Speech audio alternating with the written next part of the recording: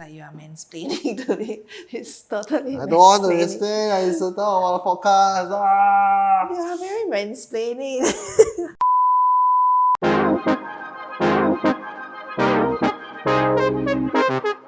Hello, I'm Tiffany. I'm Justin. And today we are here for another episode of the Bite Angle. Today, I think we want to talk about the temporomandibular joint, which is the jaw joint over here. And we have two in our body for our joints to open and close as we speak and eat. Can you explain a bit more about what is the anatomy of this joint? Yeah, so basically the joint is meant for whenever you open and close your mouth, right? It's a pivot.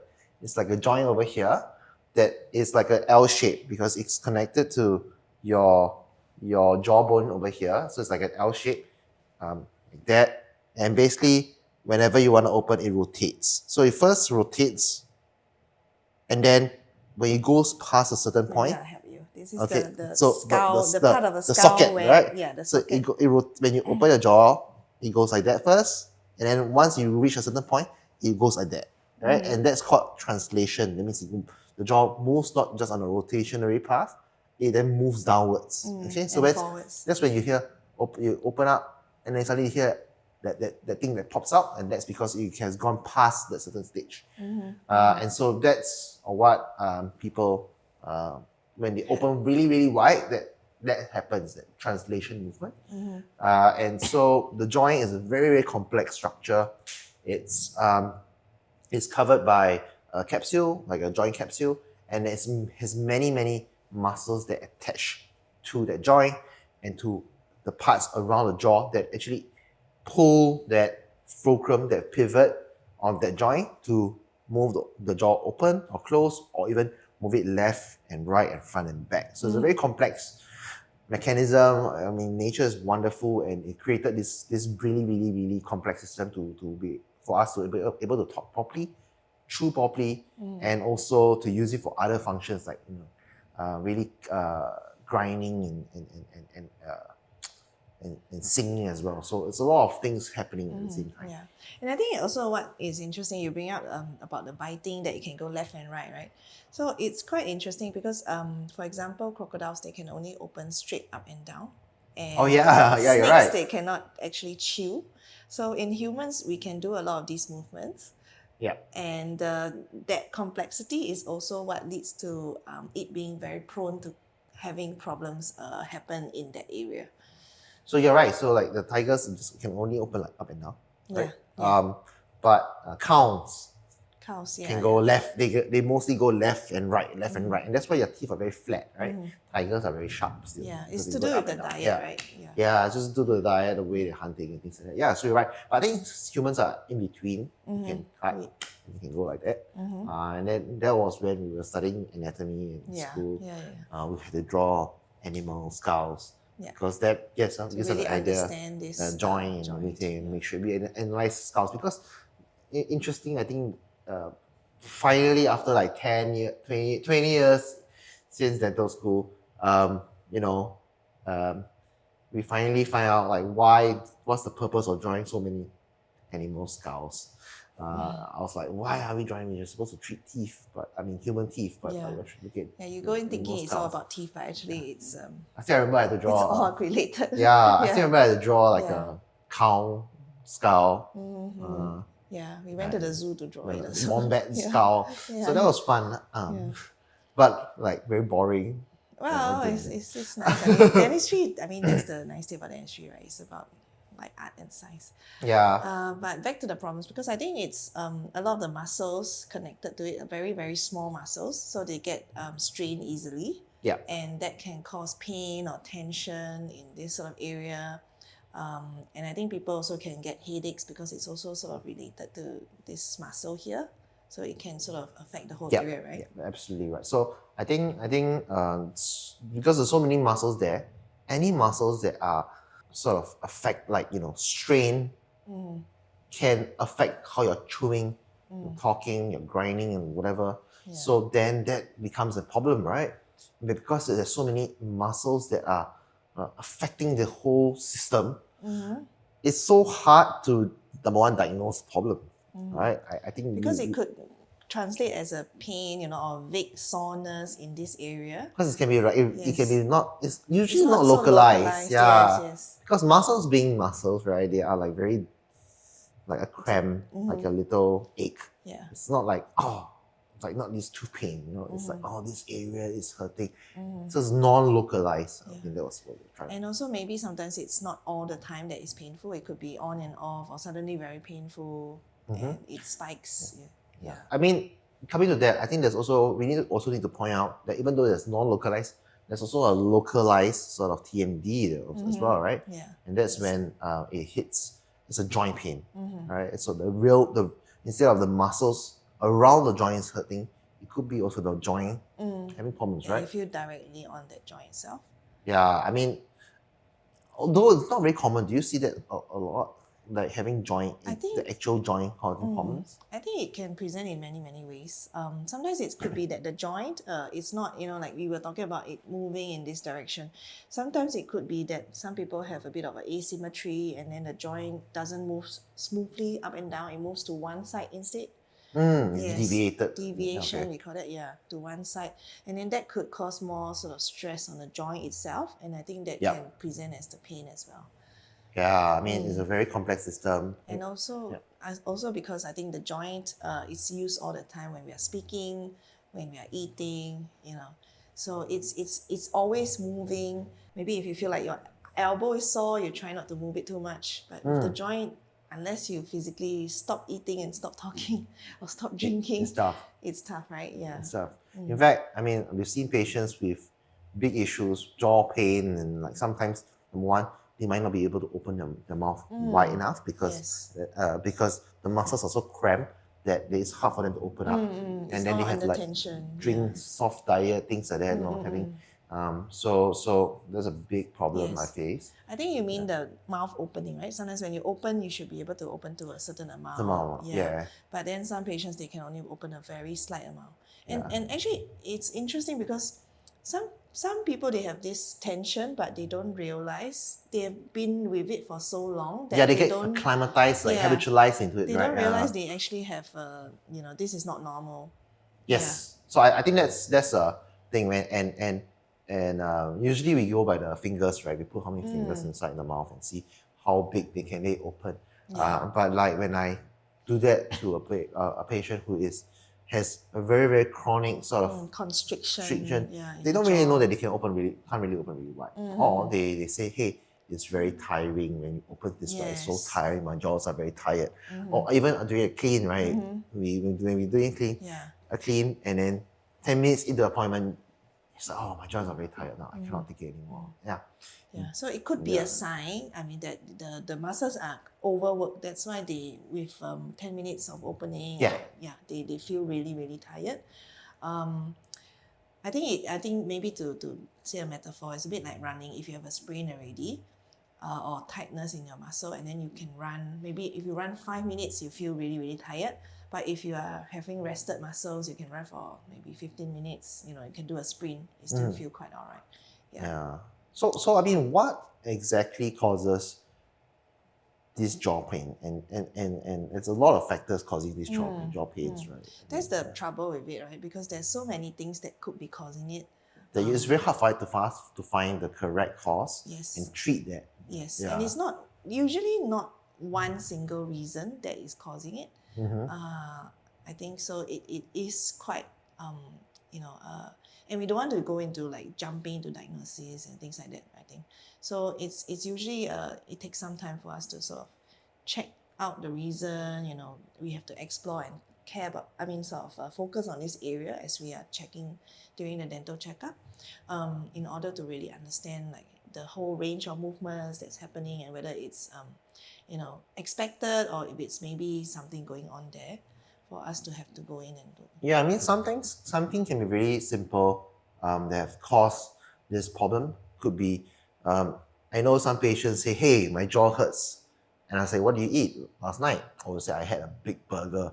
And so when you open your mouth, really big, you might have stretched your muscles or strained the muscles too much, and then that has hurt. Then that could be like a one-off strain. That could be just one-off thing. And the muscle. Or it could be a very chronic thing. So it could be like a stress-related system where it's a mechanism for the body to release stress or genetically maybe like when issues, they perifunctional. while they're sleeping, they're grinding their teeth. Yes, I think that's one of the biggest thing. People grind their teeth, and that's essentially overworking the muscles, right? Yeah, usually I sort of explain to people like at night when you're sleeping, you're sort of exercising this part so much. So in the daytime, you feel that burn, that strain on your muscles that's been working so hard. I mean, I've heard about sleep apnea and grinding. How does that usually work? I think it's related because grinding, a lot of times the grinding is related to stress in the body. So when the body feels stressed, then it could be a response that they grind. And the stress could come up because there isn't enough oxygen coming to the body. So that due to sleep apnea possibly in people. And this can also happen in kids, which is quite, I think, usually a surprise to many people because you think that, kids, they're very young, they're very healthy, they shouldn't have all these problems. Sleep apnea is an old person problem, But interestingly, sleep apnea is actually quite common in a lot of the population. I think the most common population it should be found in is Asian and males. And also in children as well, we do see sleep apnea and they can present as grinding. So sometimes if your kid grinds, it may be a sign that there's something going on, especially if it's a nightly thing. If it's a one-off, maybe not too bad, but if it's a nightly thing and there's snoring, maybe sometimes it presents with snoring, then I think it's good to get the ENT to check out this and breathing. I mean, my son also had issue with sleep apnea, and he snored, and I thought initially I thought he was like, that's pretty cute, Yeah, maybe he's tired. He's tired, or like he's just very. He's been exercising a lot, and he's very tired, snoring, and that's also so cute. But then, as a professional, you realize that hey, he's got issues. Right? So then eventually what happened was that we had to have him had his tonsils and had his tonsils removed by the pediatric ENT. By the pediatric ENT because it was bothering him so much. It was clogging his airway, right? And he was really restless at the start during when he was having a sleep apnea, but after that he was much better. So it's a complex mechanism. That's what I was trying to say, right? So I think there's many causes of this. And to really pinpoint the cause is hard. It's so hard. And I think one of the biggest issues that most dentists or common mistreatment of dentists is that they think that TMD is just caused by grinding, but it could be other causal issues, right? And so one of the things that I always see in my clinic is the fact that TMD is caused by a bad bite. I think it's a big thing. When you say bad bite, you mean the alignment of the top jaw to the bottom jaw, how they fit together, right? So if the teeth are set in a way, either by braces or Invisalign or any other sort of thing, or it could be just born with it. It could just be born with it. So basically, the whole conclusion is that if the teeth are set in such a way that causes the jaw to move in a specific way, in a position that the muscles are unhappy with, then it has a possibility that the muscles get affected because the jaw is not in the proper position. The muscles are strained. Yes, that could be one cause of the TMJ issues. As what I would have to do is patients will usually come in and they say, hey, look, my muscles are pain, and when you look at how they're opening up their bite, closing, you can see a deviation usually of the jaw because the jaw is trying to go back to a proper position, but the moment it goes back and touches the teeth, it sort of has to shift to a certain location. Yeah, sometimes the teeth could be sort of blocking it from closing down straight, so it's like a and then it constriction, goes right? to one side, right? Or it could be a very weird sense of the teeth are just positioned in a way that the jaws are not happy because it just goes in that way, right? It could be that as well. So what my first go-to would be to wear a mouth guard, a mouth guard that removes the teeth out of the equation. I think you mean that I think maybe also the muscles that are being strained could be used to closing and opening in a certain way. Yeah. And then maybe the mouth guard, does it help to sort of relax that and to so you just stop basically it from going into precisely. that poor So you position? want to try to prevent the jaw from going to the position which we know is harmful for the muscles and joint. And so then we also give muscle relaxants, things like that to help with that as well. Some anti-inflammatories as well. So that can help. That's the first, I think, the primary step first that before we go. To sort of reset everything. To make sure that the patient's out of pain, things like that, and then we have to think about it comprehensively, how to treat those patients as well. So because you do a lot of Invisalign and a lot of braces, how do you usually manage those kind of cases? Because these patients will often come in and say, hey, I have a mild pain, but I want to straighten my teeth. What do you usually do? I would say the most common, I would say the first step that we got to do is to, during the initial checkup, we have to look at this and not just at the teeth, because a lot of people will come in and say, oh, I want to make my smile nicer, which is very valid and I'm happy. But often they don't realize that some things that is causing, they might be saying, oh, I think I have an asymmetrical smile. It's not so even. And then it could be actually a symptom of what's going on. Like the joint could be actually shifted, like we were talking about. It's biting in a different way. And then that's causing the smile to look not so symmetrical and nice. So to me, the most important is during the examination, you have to check this area, see whether there's any clicking, any symptoms like that. It could be clicking, it could be like a dislocation where you can feel it sort of pop out, right? And it can be a bit That's scary. quite common actually. It can be a bit scary. It feels like it sort of goes, And then it could be on one side, it can be on two sides, And also some patients will say, oh, I always had that and I thought it's normal. Which it can be, but then some patients will say, oh, I have never been able to open very big, very wide. So that's really important for us to gather that information and to see like if there's anything that's physically blocking it. Sometimes it could be like the teeth. Instead of being sort of straight like this and biting like this, the front teeth, the top teeth could be inwards, and then when they bite, instead of being able to bite out, it's being pushed back. So your jaw is getting pushed back. Yes, as they bite. So that could be we call it a constricted or closed bite, right? That it gets squeezes against the muscles over here and the joints over there. Yes. So when we are lining the teeth, we want to make sure that we are giving space for the joint to move where it can be. And also we are moving the teeth into a position where it is good for the overall sort of position of the joint and the muscles, rather than to move them in a position where it's, like in your terms, not so happy, and then it could cause other problems. In fact, sometimes when you move the teeth, it could create some sort of more pain or more jaw problems. So we have to be very, very careful not to have that happen. I understand. No, absolutely. And I think another thing I see is that with the grinding we were talking about at night, right? And also like the jaw movement, like maybe sometimes it closes more on one side. I also see like sometimes the teeth get worn down unevenly. It's not so, or it's very worn down compared to someone who doesn't grind. It could be like this length compared to the shorter length. So I think that's when it goes to you. Like maybe sometimes you see those patients.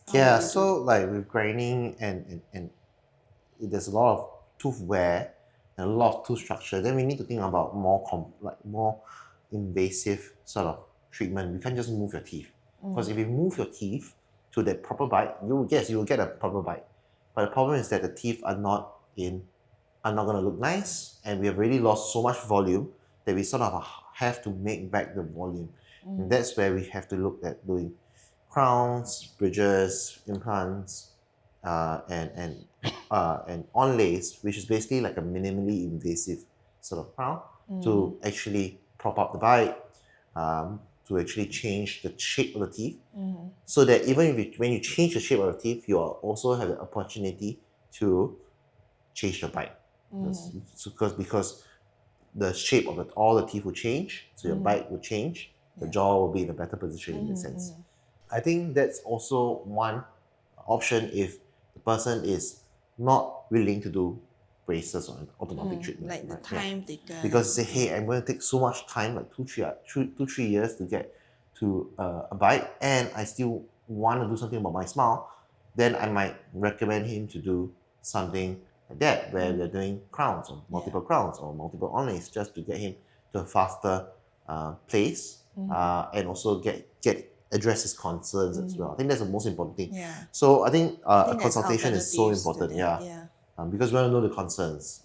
For a young person, I will talk to them and see if they can really try to go for braces, because usually their teeth is not so worn down, right? So we can try to move their teeth rather than trying to put crowns on them, things like that. But for an older person, maybe we can think about doing crowns and bridges, because the teeth are usually more worn down, so there's more loss of volume. At the same time, also they have a higher chance of not moving. They don't really want to move the teeth at that age. But having said that, it's a myriad. Everybody is all different, so it's very important that we understand the concerns. And I think it's good that we are offering a lot of choices, so everybody can make their own decision. Yeah, so I think coming back to that, I think that's very important. I think both of you and I know we try our best to give all the options as possible. And I feel so much better now that I just give my options and let the patient really decide what's best for them. And I just give my professional opinion on what I will do, what we will do as well. And I think also that they understand what's the sort of pros and cons of each approach, what it takes to sort of achieve what they want to do for themselves, for their smile. Yes, no, absolutely. So I think it's so important to do that. Really important. I think that's really good. That's all for us today. Thank you so much for having us today. Just let us know if you have any questions. Feel free to message our clinic. See you soon. Bye.